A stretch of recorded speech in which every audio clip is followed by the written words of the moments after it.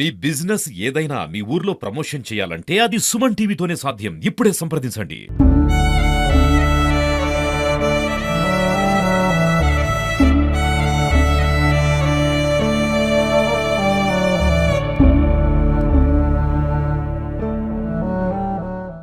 Welcome to Suman TV. నిన్న జీడిమెట్లో జరిగినటువంటి అంజలి హృదయం స్వగ్రామైన ఇనుగుర్తి గ్రామం చేరుకుంది. ఇక్కడ ఆ గ్రామంలో మొత్తం విషాద చాలు అలుముకున్న ప్రతి ఇంట్లో చూసినా కూడా కన్నీరు సముద్రం, శోక సముద్రంలో మునిగిపోయి ఇక్కడికి అంటే భౌతికాన్ని సందర్శించేందుకు వచ్చినటువంటి చుట్టుపక్కల గ్రామస్తులు అయితేనేమి చుట్టుపక్కల వారి వాళ్ళ ఇక్కడ చూసిన కన్నీటి మొత్తం చుక్కలు మొత్తం దారులుగా ఆడుతున్న పరిస్థితి ఉంది. ప్రతి ఒక్కరు కూడా కన్నీటి పర్యంత మొత్తం పరిస్థితి. అసలు ఆ అంజలితో వీళ్ళకున్న సంబంధం ఏంటి అమ్మ చెప్పమ్మా. ఇట్లమ్మా ఏమనుకుంటున్నావు? ఏం జరిగింది అనుకుంటున్నామ్మా? ఎట్లా అనిపిస్తుంది నీకు? మా అన్న బిడ్డ ఇప్పుడు ఒక బిడ్డ తల్లిని చంపడం ఎంతవరకు ఎట్లా సమయం? ఏం చేద్దాం? దాని కర్మ అది అన్నది, దాని చేతుల్లో పోయింది. మనం ఏం చేద్దాం? బిడ్డ అది అన్నది కానీ దాని జీవితం పోగొడుతుందని అది అనుకోలేదు. మా ఇంట్లో మేము అందరం ఒక్క ఇంట్లో ముఖ్యలేదు. మరి ఏం చేద్దాం?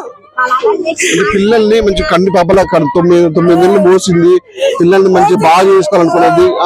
ఇప్పుడు బిడ్డ చేతులు చావు అది దేవుడు తీసుకుపోయింది. దాని గురువుతో పుట్టించింది, దాన్ని చంపింది. ఏం చేద్దాం బిడ్డ? మనం దాని పొంద మురుగా ఊకే ఉండి ఉండగా తల్లిని చదువుకో మంచిగా ఉంది కదా. దానికి అన్నం లేరు, తమ్ముడు లేరు. ఏం చేద్దాం? మా అన్న 3 బిడ్డలే. అది పెద్దది, అది నడిపిది, అది చిన్నది. అట్లా తమ్మిడి బిడ్డ అయితే అది చదువుకున్నది 2 ఆ పావును చదివింది. పాము వచ్చి కరిచింది. సారు నీ దండం పెడతా. అసలు కన్న బిడ్డ ఇలాంటి దారుణాన్ని ఏ లోకంలో ఉన్నదాన్ని 80 ఏళ్ళకున్నా ఈ పద్ధతి ఎవరు ఇనలే, కనలే, చూడలే. మరి అట్లా జరిగింది. ఎట్లా కావాలే చెప్పుండ్రి. ఆ పాపను క్షమించొద్దు, క్షమించలేదు. భూమి మీద ఉన్న ప్రమగండం వాడెవడో ఉండొద్దు, అది ఉండొద్దు. ఎందుకు ఉండాలి? తల్లిపోతే అదే ఉన్నదే ఒక్కటి. ఇప్పుడు ధర్మ అది కన్న దాని భవిష్యత్తు ఎంట్లాడింది తల్లి. ఎంట్లాడితే వచ్చి తల్లిని చంపడం ధర్మ? అది ఎవరు సరేని అంటారు? అది సరేని అనరు. మోసి పాలు తాగి రక్తం బీడ్చుక తిని ఇట్లా చంపడం అది ఎవరు ధర్మ అంటారు? నాన్న ఎవ్వరు అనరు. పిల్లలు కావాలనే తల్లి ఆ పిల్లల కోసమే బాధపడ్డది. నా బిడ్డను భవిష్యత్తు మంచిగా చూసి మంచివానికి ఇంత వద్దు బిడ్డ నువ్వు ఆ తొవ్వదొక్క కనిపోయింది. పోతే వచ్చి చంపుతుందా? అది న్యాయం అవుతుందా? దానికి జయం అవుతుంది? ఏమని బిడ్డ బిడ్డ అది మంచి పద్ధతి కాదు. అది ప్రేమలు కన్న తల్లి అన్న ప్రేమే లేదు. దానికి ప్రేమ లేదు, మను లేదు. దీన్ని కూడా దాన్ని చంపాల్సిందే. ఉన్నదంటే లాభం లేదు. అది చంపొద్దయ్యా.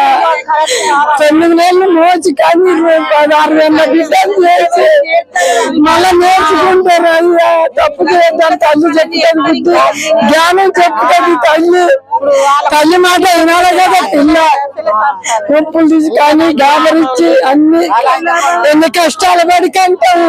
ఆ పిల్లల కోసం నా తండ్రి లేకుండా తండ్రి చచ్చే కానీ గాబరిచ్చే తల్లి.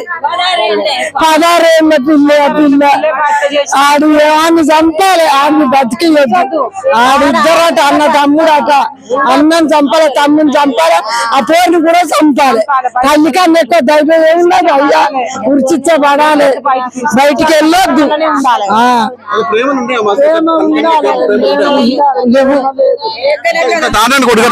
దారుణం ఒడిగట్టింది సార్ వాళ్ళు.